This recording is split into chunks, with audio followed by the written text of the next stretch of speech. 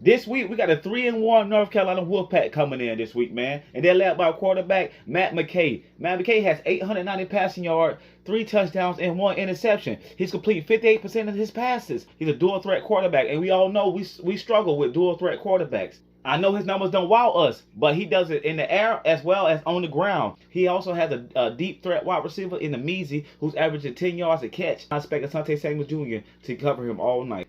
The Wolfpack is averaging 207 rushing yards a game. Let me say this again. We have to stop the run early because they average 207 rushing yards per game. Hats off to Jim Levitt. Barnett had our defense playing real well last week. We was blitzing, we was scheming. We had linemen going here, linemen going there. They were standing up, rushing the pass and everything. We need more of that this week. I got to give credit to Willie Taggart for slowing the game down last week. He went up to Browse and said, hey, we winning. Slow it down. Let's run our 4-minute offense. When life throws you lemon, Willie, you make it lemonade. I got to give Hornibrook credit. Hornibrook came in. He showed his poise. He showed his leadership. He showed his experience. I see why he's 26-6. He extends plays with his feet. He looks through his progression. He goes through his checkdowns. Something that black men don't do. I'm not saying he's a better fit than black men. All I'm saying is he's the right person right now in the right situation that's going to lead us right now. It doesn't matter who's behind that. I'm an FSU fan for life. We got to come out and play well in the second half as we do in the first half. We got to come out and put these boys away early. We can't give nobody no confidence. We cannot give no team no confidence versus us, because if we do, you know what will happen. Night. And I expect our wide receivers to play big this week.